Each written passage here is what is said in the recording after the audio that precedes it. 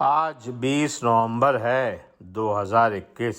رات خواب میں دیکھا کہ ذل الہی کا فون آیا ہے کہ دادا صبح ناشتہ میرے ساتھ کیجیے۔ صبح آپ مرگلہ کی پہاڑیوں پہ بیٹھے ہوں، سورج نکل رہا ہو، اسلام آباد آپ کی قدموں کے نیچے ہو تو دنیا بڑی خوبصورت نظر آتی ہے۔ ذل الہی پرسکون تھے، چھٹی کا دن تھا۔ میں نے موقع غنیمت جانا اور چٹکلا چھوڑا کہ ذل الہی میں تو سوچ رہا تھا اگلی ملاقات میں چھوٹا گنجا جو ہے وہ پرائم منسٹر ہوگا، کپتان نے اپنا آستانہ کھول لیا ہوگا، سائیں اپنی اولاد کو کوس رہا ہوگا اور ترین اور خادمان اگلے الیکشن کی تیاریاں کر رہے ہوں گے۔ میری بات سن کے ذل الہی نے بڑے زور کا قہقہہ لگایا، کہنے لگے دادا آپ کی امیدوں پہ بڑے گنجے اور اس کی بیٹی نے پانی پھیر دیا اور اپنا وزن کپتان کے پلڑے میں ڈال دیا۔ ان کی بات سن کے میرے ہاتھ سے چائے چھلک گئی۔ میں نے ان کو حیرت سے دیکھتے ہوئے کہا، بڑا گنجا اور بیٹی کپتان کی سپورٹ میں؟ کہنے لگے دادا ایسا ہی ہوتا ہے، پاکستان کے سیاستدان جو ہے وہ بے ضمیر ہی نہیں، کرپٹ ہی نہیں، انکمپیٹنٹ ہی نہیں، بلکہ رات تک اپنے ایک دوسرے کا گوشت بھی کھاتے ہیں۔ بڑے گنجے نے تو اپنے مرے باپ کو نہیں چھوڑا تو بھائی کس کھیت کی مولی ہے۔ میں نے کہا مگر ذل الہی اگر آپ نے فیصلہ کر لیا تھا حتمی کہ کپتان کو ہٹانا ہے تو پھر یہ ایسا کیسے ہو گیا؟ کہنے لگے دادا ہم پاکستانی سیاستدانوں کے ساتھ کبھی حتمی فیصلہ نہیں کرتے، ہاں ایک آنکھ ضرور بند کر لیتے ہیں۔ اچھا ہی ہوا نا دادا، دیکھیں چھوٹے گنجے کو بڑے بھائی کی حقیقت کا پتہ چل گیا، سائیں کو پتہ چل گیا کہ وہ اکیلا نہیں ہے، کپتان نے بھی گھٹنے ٹیک دیے، اب آئینے اور اپنی بیوی کے سامنے ذرا کم بیٹھے گا۔ میں نے کہا مگر ذل الہی چھوٹا گنجا آپ کا اتنا لاڈلا کیوں ہے؟ کہنے لگے نہیں دادا سبھی لاڈلے ہیں، بات یہ ہے کہ ہمیں چھوٹے گنجے کی ضرورت بہت ہے۔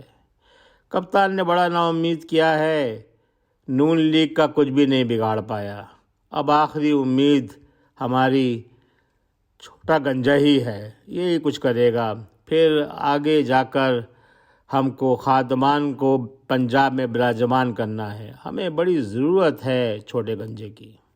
میں نے کہا حضور اس کا مطلب ہے کہ جو کچھ بھی نیشنل اسمبلی میں ہوا اس میں فیض کی کوئی کرامات نہیں ہے۔ کہنے لگے دادا ذرا کیئرفل رہیں، آج 20 نومبر ہے، آج تک جو بھی کرامات ہو رہی ہیں یہ سب فیض ہی کی ہیں۔ بات یہ ہے کہ وہ ان سب سے زیادہ سمارٹ ہے، اس کو ان سیاستدانوں کی ان دکھتی رگوں کا پتہ ہے جن کا خود سیاستدانوں کو پتہ نہیں ہے۔ میں نے کہا ذل الہی وہ تو ٹھیک ہے لیکن یہ بات سمجھ میں نہیں آئی کہ بڑے گنجے نے اتنی مخالفت کیوں کی اپنے بھائی کی۔ کہنے لگے دادا بات یہ ہے کہ بڑا گنجا اور اس کی بیٹی جب تک جسٹس ابن مریم چیف جسٹس نہ بن جائے کوئی بڑا کام نہیں کرنا چاہتے، اور وہ یہ بھی جانتے ہیں کہ ایک مرتبہ اگر چھوٹا گنجا پرائم منسٹر کی سیٹ پہ بیٹھ گیا تو آنے والا وقت حمزہ حمزہ لکھے گا، مریم مریم نہیں۔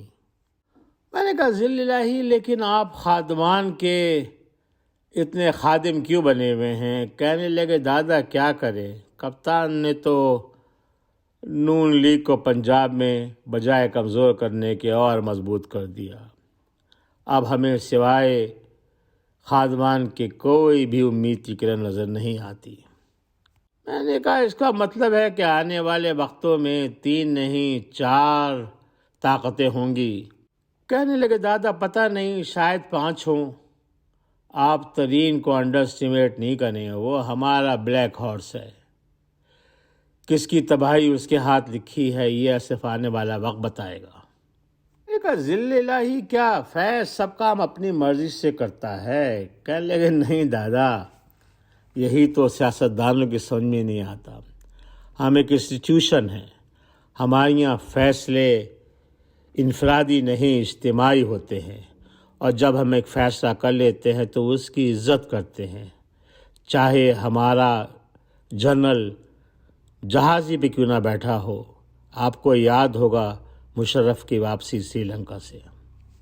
میں نے کہا ذل الہی آپ کی اتنی مخالفت بڑے گنجے اس کی بیٹی کی سمجھ میں نہیں آتی۔ کہنے لگے دادا آپ کو پہلے بھی کہا ہے، ہم دھوکے بازوں کو معاف کر دیتے ہیں، غداروں کو نہیں۔ میں نے کہا ذل الہی آپ کے اور کپتان کے درمیان اتنا فاصلہ کیسے آ گیا ہے؟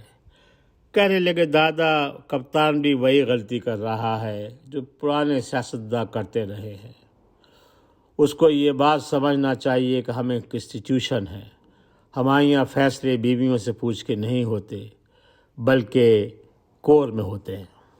اس سے غلطی ہو گئی ہے دادا، اور اس کو اس کی قیمت چکانی ہوگی۔ سورج اوپر چڑھایا تھا، ذل الہی ایک دو مرتبہ گھڑی دیکھ چکے تھے۔ میں نے اجازت چاہی، جاتے جاتے آہستہ سے پوچھا کہ ذل الہی اس کا مطلب ہے کہ کپتان کا کوئی دوسرا چانس نہیں ہے؟ ذل الہی نے بڑے غور سے میری طرف دیکھا اور آہستہ سے کہا، نہیں دادا، اب نہیں یہ ہو سکتا۔ یہ کہتے ہوئے ان کی آواز میں ایک افسردگی تھی جس کو محسوس کر کے میری آنکھ کھل گئی۔